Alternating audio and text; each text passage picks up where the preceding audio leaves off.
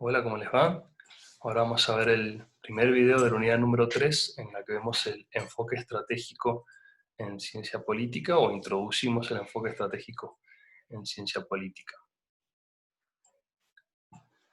Para poder abordar primero la cuestión del enfoque estratégico es importante introducirnos en una problemática, una deliberación muy importante en las ciencias sociales, que es lo que normalmente se conoce como la tensión entre agencia y estructura. Es un problema esta cuestión entre agencia y estructura, que ya vamos a ver bien a qué hacer referencia. Es una cuestión de larga data en la filosofía en general, en la filosofía política y en la teoría política en particular, al menos desde sus comienzos.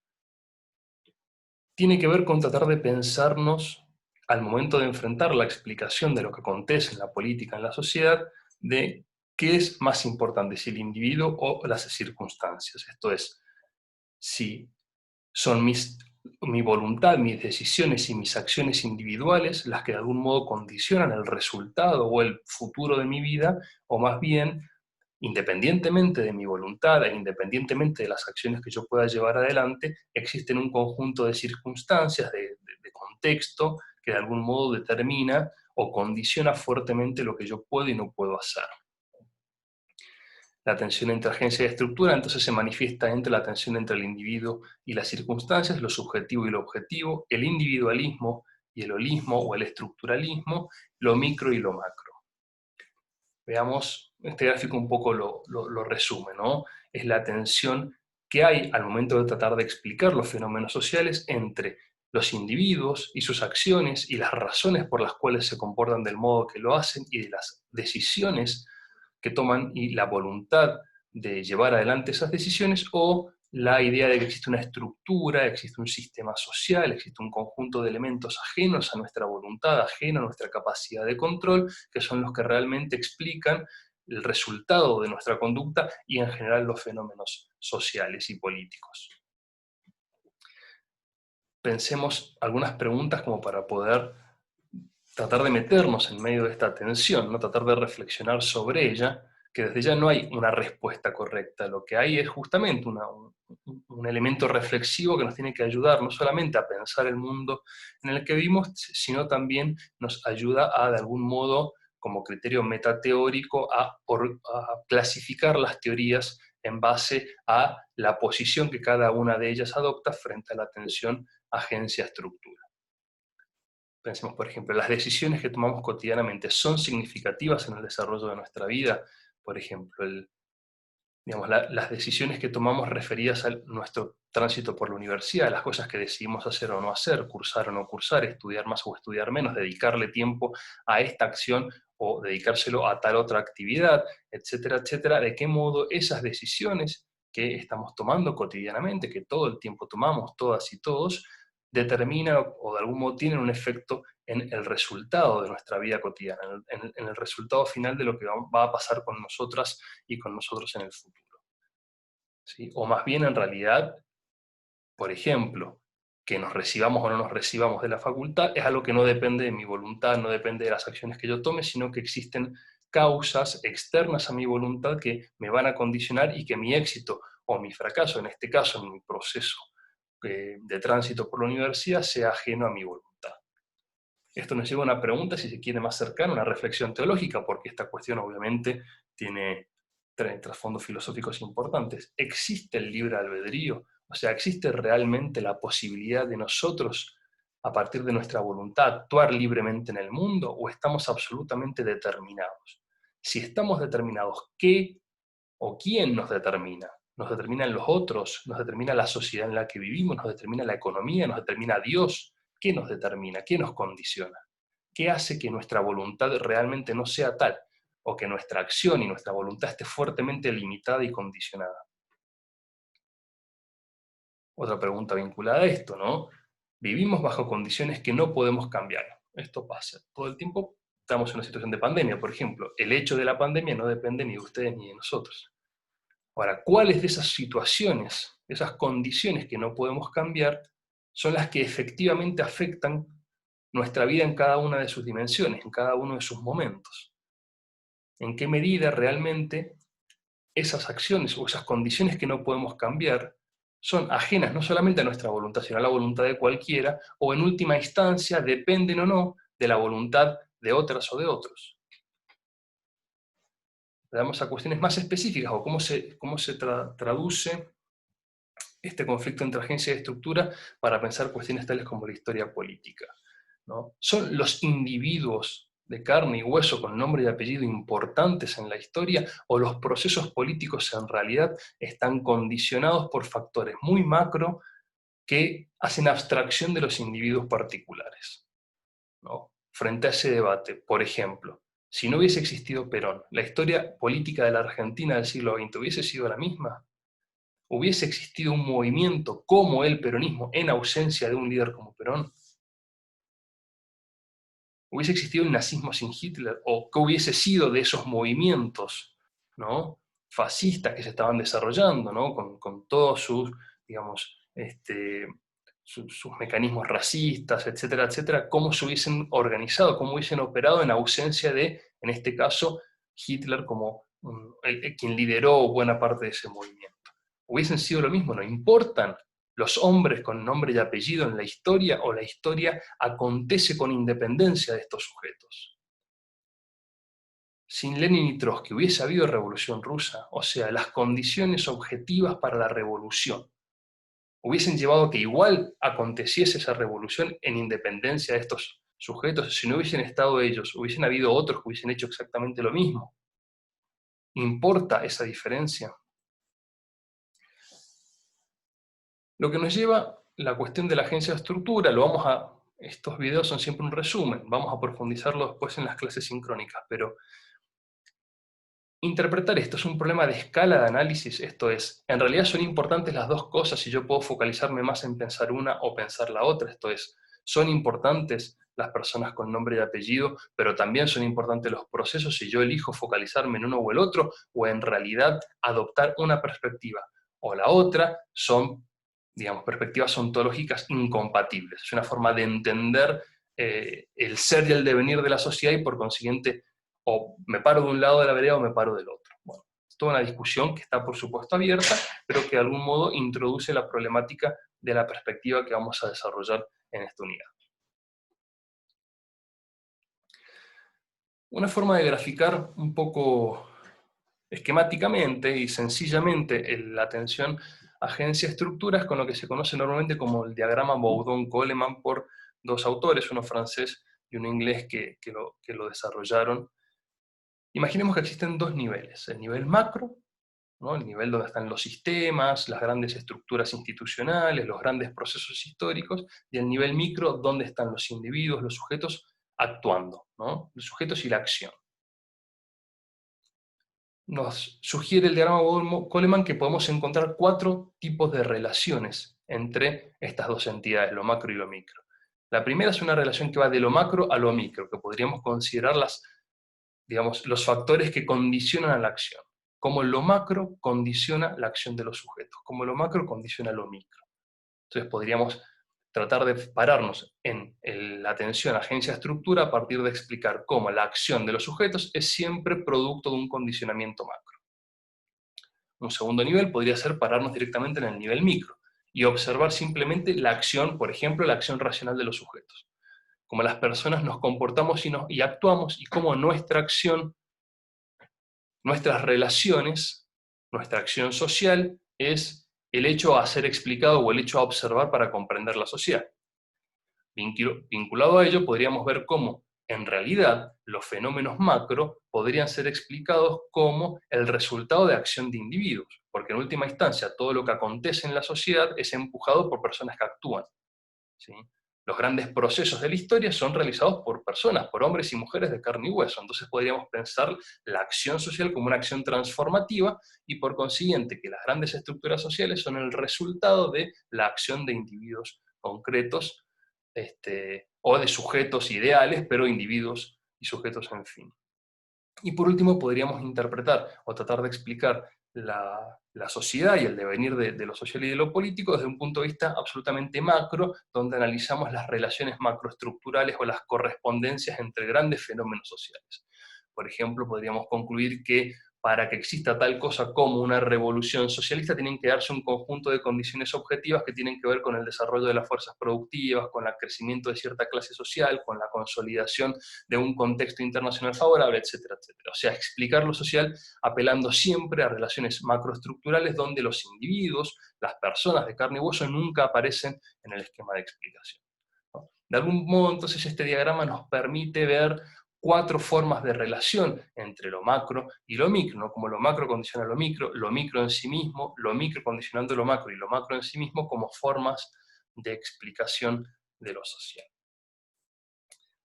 La tensión entre la agencia y la estructura ha atravesado el pensamiento político desde sus orígenes, ¿sí? Esto es, en cada época o momento, o frente a cada escuela de reflexión filosófica o de teoría política, podríamos asociar a esa forma de reflexividad sobre la política una posición o una predilección por explicaciones de tipo macro o micro, de explicaciones centradas en la agencia, esto es en la capacidad de acción de las personas, o centradas en la estructura social como explicativa de lo social. Si nos vamos, por ejemplo, a los clásicos griegos, a Platón y Aristóteles, está muy claro en ambos dos la cuestión de la supremacía de la polis. El hombre solo puede ser feliz en una polis, decía Aristóteles, o sea que de algún modo lo que condiciona inexorablemente a la acción social, al devenir del hombre como especie, de las personas, de los hombres y mujeres, es en realidad su inserción en un modo de organización social específico. Entonces, en esa primera reflexión sobre la política, vemos una clara, digamos, predilección por explicaciones de tipo más de estructura que de tipo de acción.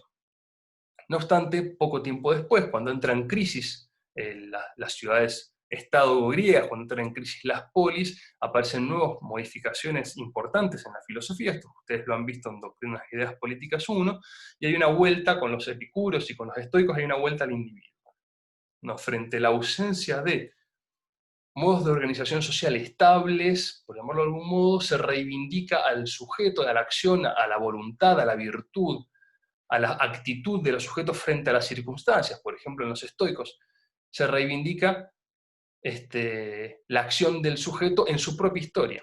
Entonces mi felicidad deja de depender de mi posibilidad de ser parte de una polis, sino que mi felicidad en realidad es producto de mis determinaciones y mi voluntad frente a las circunstancias y los hechos que acontecen en mi vida.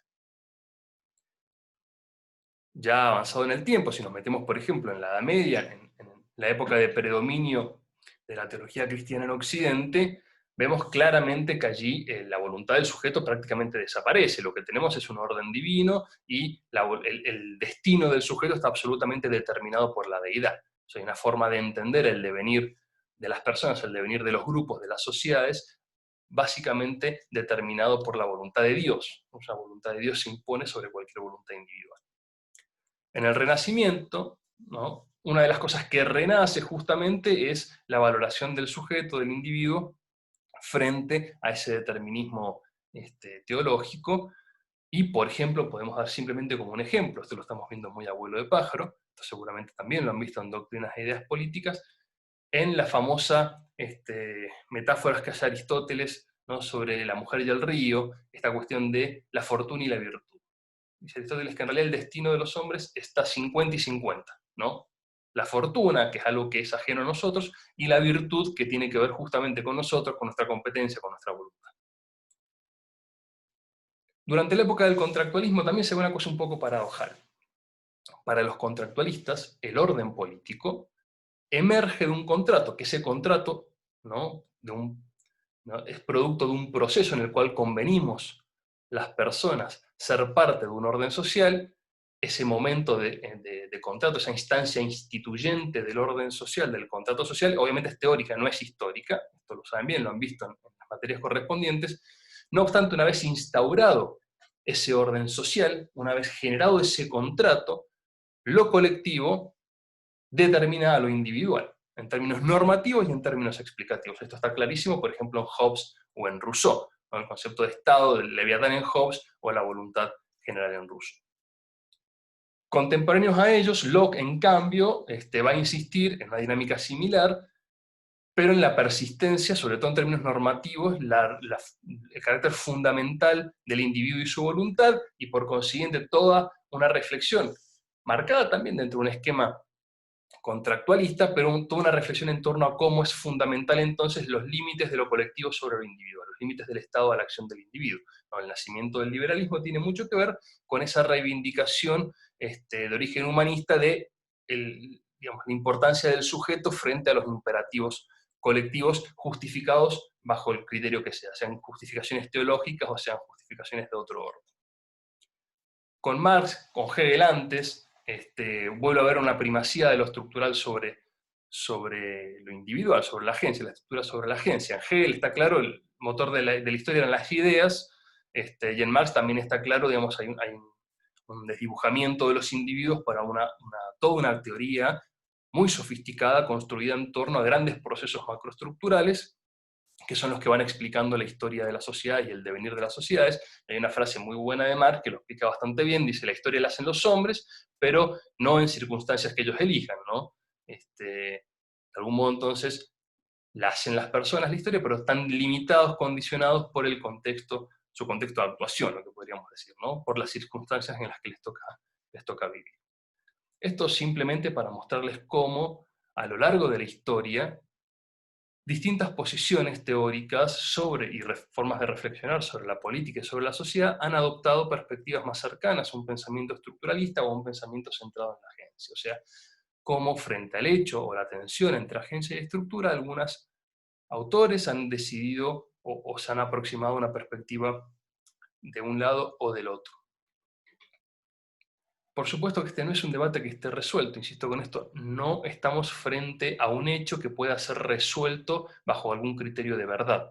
No es que hay una forma más inteligente que otra. Son, en principio, y la perspectiva que vamos a adoptar ahora, es entender que más allá de la posición que cada uno y cada uno puede adoptar en este debate, no vamos a presentar que exista ningún tipo de supremacía en la forma de explicación. Inexorablemente, decía Marx, la historia la hacen los hombres, pero en situaciones que no eligen. Entonces, claramente hay una, digamos, vinculación, una estrecha asociación entre los factores explicativos de cualquier fenómeno político vinculado a la voluntad de personas que están actuando para que esos hechos acontezcan, con las condiciones que de algún modo limitan y condicionan la acción de esos sujetos. Entonces, ni sociedades sin hombres, como llegó a plantear alguna vez el estructural funcionalismo, ni tampoco individuos que están absolutamente, digamos, que operan anárquicamente en un mundo sin restricciones de ninguna índole, ¿no? El debate no está resuelto y es un debate persistente, es un debate que sigue atravesando al día de hoy buena parte de las deliberaciones metodológicas y teóricas de las ciencias sociales, y normalmente se ubican dos grandes paradigmas vinculados a este debate, los paradigmas individualistas metodológicos, que son los que vamos a ver en esta unidad, y el paradigma estructuralista o colectivista metodológico, que vamos a ver sobre todo en la unidad 4, y algunos intentos de teorías que juegan un poco con pararse más cerca o más lejos de uno u otro punto, como vamos a ver con las teorías neoinstitucionalistas en la unidad número 5.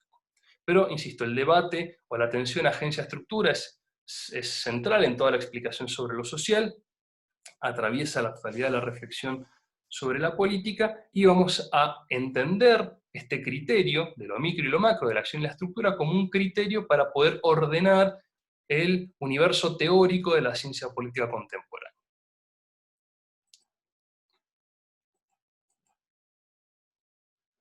Los orígenes, o de algún modo los antecedentes teóricos más importantes del individualismo metodológico en la ciencia política actual, los podríamos sintetizar básicamente en tres.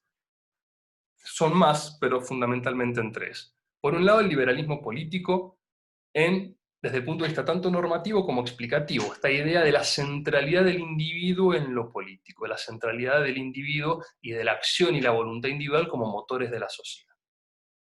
Por otro lado, y esto es muy importante para las teorías que vamos a ver más en profundidad en el segundo video de esta unidad, la economía clásica y neoclásica.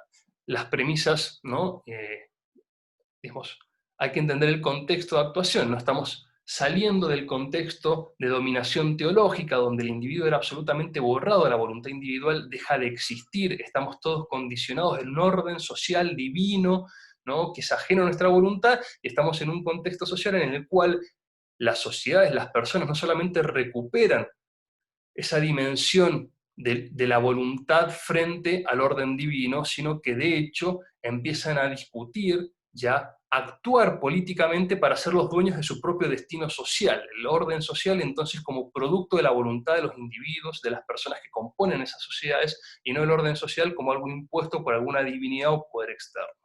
Entonces en ese contexto hay digamos, de resurgir del individuo, hay una incorporación de esas premisas por parte de lo que se empieza a desarrollar en ese momento como la economía, y hasta el día de hoy son las ciencias económicas, sobre todo para explicar las dinámicas transaccionales de bienes y productos, para explicar el funcionamiento de los mercados.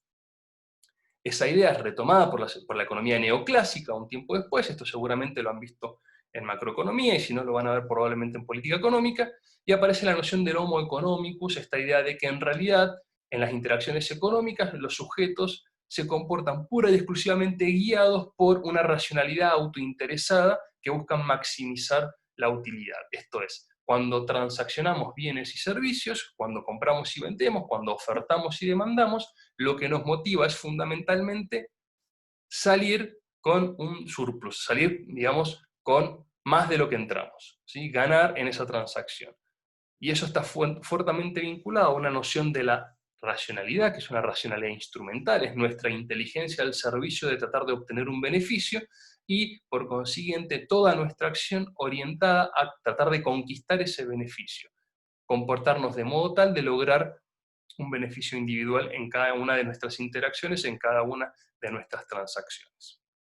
Una tercera fuente importantísima para pensar el individualismo metodológico, ya bastante más contemporánea en nuestra época, es la teoría de Max Weber. Max Weber hace toda una reconstrucción teórico-metodológica muy compleja de las ciencias sociales, donde da a la acción social y a la relación social algo así como el elemento fundamental para explicar a partir de ella las distintas manifestaciones de lo social, de lo político y de lo económico. Para Max Weber, los individuos son portadores de acción y relaciones sociales, ¿no? Vamos a profundizarlo en las clases sincrónicas, no puedo entrar demasiado en esto ahora, pero básicamente para el individualismo metodológico de Weber, explicar los fenómenos sociales es explicar la acción, ¿no? Explicar causalmente la acción de los individuos involucrados en ellas, y para poder llegar a esa explicación hay que comprender el sentido mentado que los sujetos le dan a su acción. O sea, para entender un fenómeno social tengo que entender por qué las personas se comportan del modo que lo hacen para producir ese hecho social, y para poder comprender por qué las personas se comportan del modo de lo que hacen, tengo que descubrir, ¿no?, el sentido que esas personas dan a su acción. Entonces, básicamente explicar para el individualismo metodológico tiene que ver con comprender la intención de los actores en un contexto social de la acción. O sea, explicar cualquier fenómeno, explicar, por ejemplo, por qué hay una manifestación, es explicar por qué esas personas deciden manifestarse. Cuando comprendemos la racionalidad que imputan esas personas a la acción, vamos a empezar a poder explicar ese fenómeno social. Queremos explicar por qué las personas votan como votan, por qué las personas cumplen o no cumplen con el aislamiento social, etcétera, etcétera. Tenemos que, de algún modo, adentrarnos en la comprensión de las razones que esas personas imputan a la acción, el sentido, mejor dicho, que esas personas imputan a la acción. Entonces, comprender la acción social para luego explicar causalmente, ¿no?, en relaciones de causalidad, causa-efecto, los desarrollos consecuentes de esas acciones y sus efectos. La idea clave acá es la idea de comprensión, en términos weberianos, ¿no? Una idea de comprensión profunda de las razones o de digamos, el sentido que las personas imputan a su acción. En su marco teórico, que insisto, lo vamos a ver con más detalle en las clases sincrónicas, pero en su marco teórico Weber básicamente considera que hay 4 tipos ideales de acción. Yo entiendo que ustedes en sociología tienen que haber visto un poco de esto.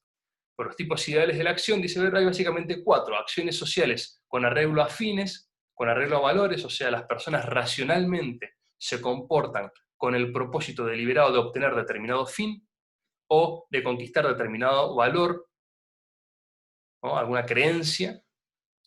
Hay otro tipo de acción, un tercer tipo de acción, que es la acción meramente afectiva. Las personas se comportan impulsadas por sentimientos, ¿no? Una conducta más impulsiva, no es una conducta racional en base al cálculo, sino más impulsiva. Y hay un cuarto tipo de acción que tiene que ver con las personas que se comportan del modo que lo hacen porque de algún modo están reproduciendo tradiciones. Entonces, la imputación de sentido y la construcción de estos tipos ideales de acción sería básicamente lo que la ciencia social debería ser para poder comprender y explicar los fenómenos sociales. Vamos ahora sí, en este marco general, ¿no?, del individualismo metodológico, a meternos en las teorías de la elección racional, concretamente en ciencia política, ¿no? Las teorías de la elección racional son una de las manifestaciones del individualismo metodológico, no son la única, son posiblemente la más importante. Y estas teorías, ¿no?, volver a pensar los fenómenos sociales en base a contemplar o a considerar como elemento fundamental la acción de los individuos, por eso se llama individualismo metodológico. No tiene nada que ver con el individualismo ético, tiene que ver con el hecho de que para poder explicar lo social tengo que explicar la acción de individuos. Entonces la metodología es comprender la acción para luego explicar lo social, ¿no? Y estas teorías empiezan a resurgir con mucha fuerza a partir de la década del 70, cuando las explicaciones estructural funcionalistas empiezan a caer en desuso, ya empiezan a acumular una serie de críticas que empiezan a perder su lugar más preponderante que estaban teniendo en las ciencias sociales de esa época.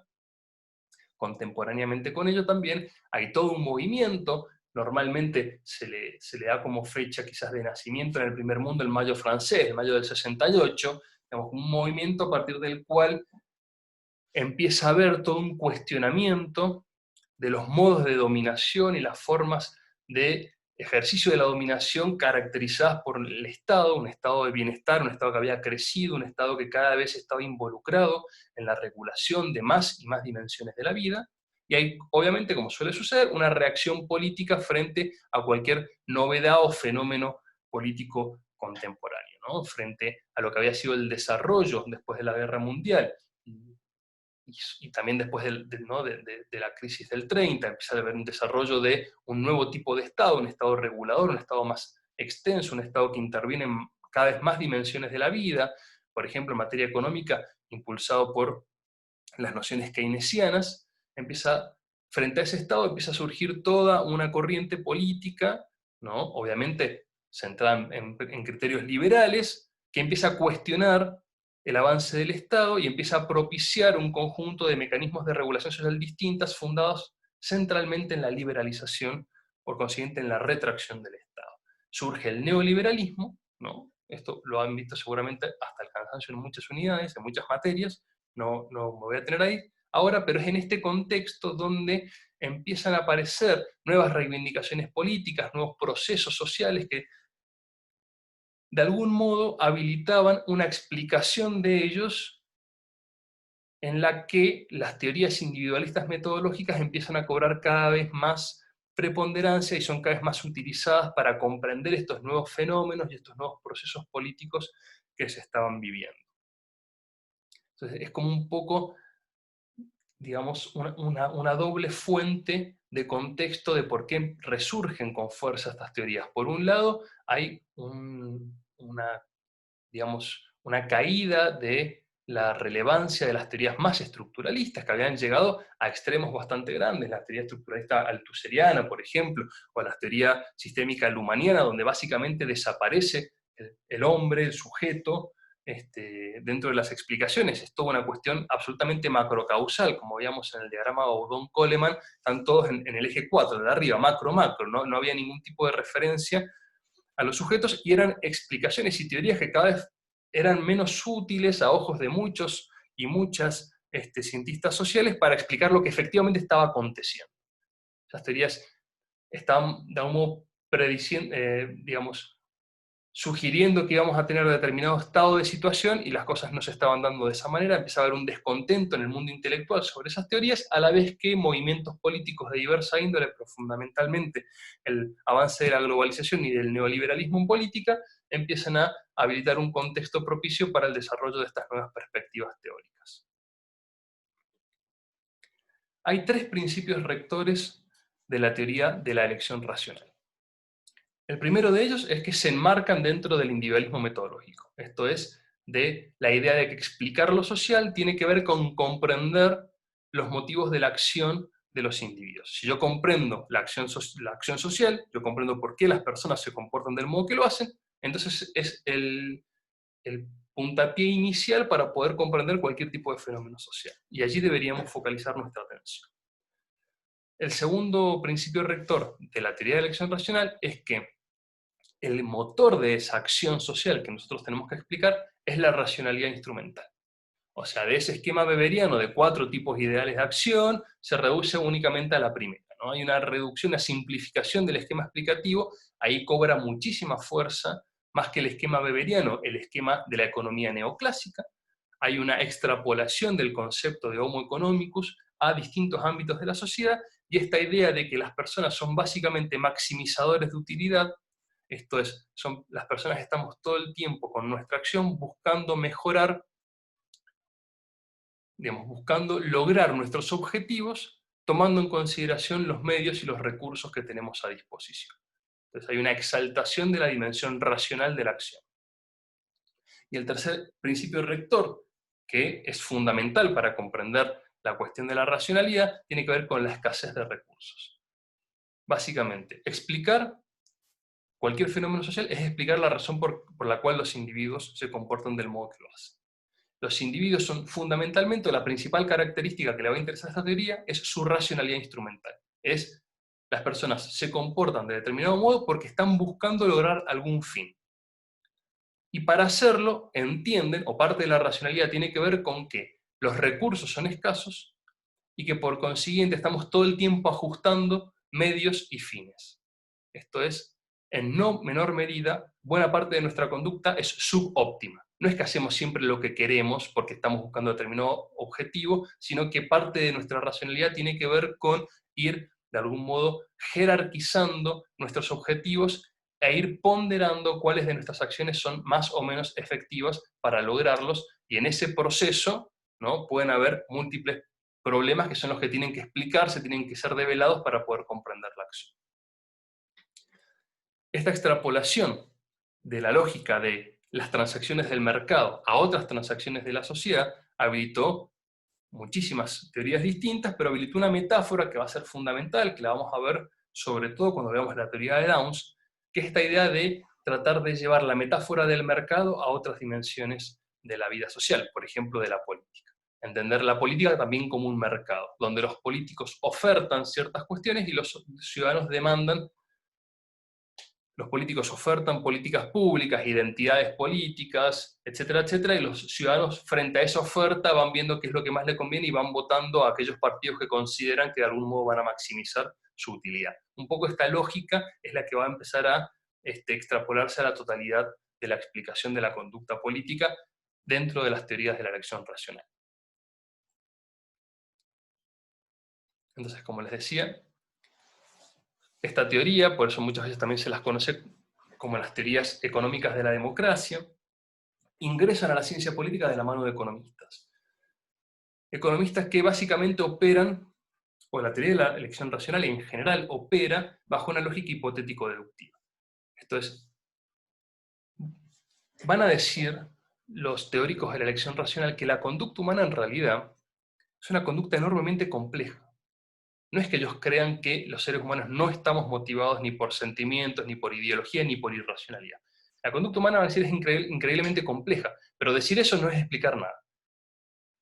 Lo que van a tratar de hacer, a partir de una lógica analítica, es reducir la complejidad de la conducta humana para ponderar en ese marco lo que consideran que es el motor fundamental, que es la racionalidad instrumental. Entonces, a partir de esa racionalidad instrumental se va a establecer algún postulado o axioma. Por ejemplo, los políticos quieren ganar elecciones. Eso es un axioma. A partir de ese axioma se van a deducir o generar hipótesis lógicas.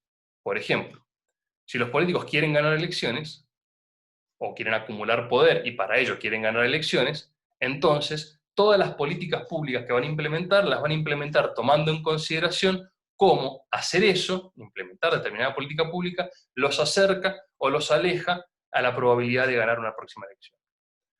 Entonces, frente a eso, se genera la hipótesis.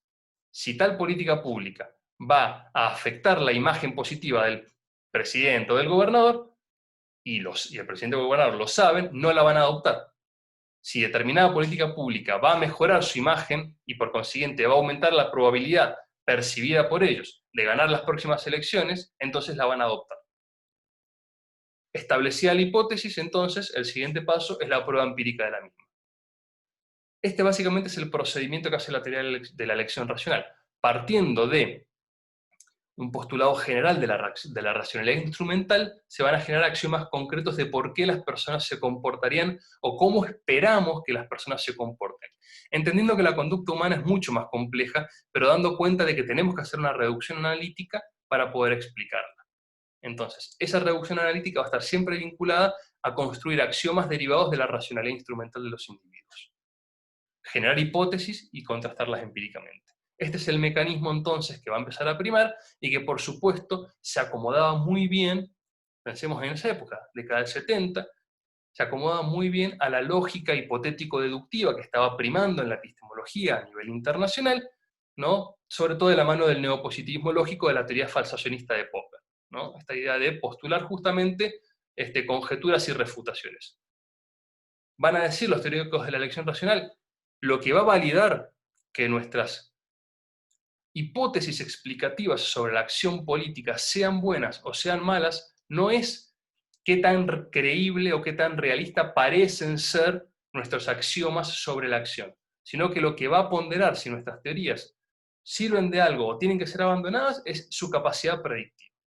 Entonces, por ejemplo, si nosotros consideramos que la política social expansiva aumenta la probabilidad de que determinados sectores de la sociedad voten a un candidato y por consiguiente ese candidato gane las elecciones, nuestra teoría predice que ese candidato va a intentar expandir la política social. Luego, lo que va a probar si nuestra teoría vale o no vale es que eso efectivamente pase o no pase. Si efectivamente el candidato, el gobernante, expandió la política social, entonces nuestra teoría se sostiene frente a los hechos y la podemos seguir sosteniendo. Este es un poco el criterio. Lo vamos a profundizar luego en las clases sincrónicas, pero es un poco el criterio metodológico que estaba por detrás de toda la teoría de la elección racional. No es, insisto, que para estas teorías, al menos en sus versiones más refinadas, no es que consideren que no existen otras motivaciones de la acción, es que consideran que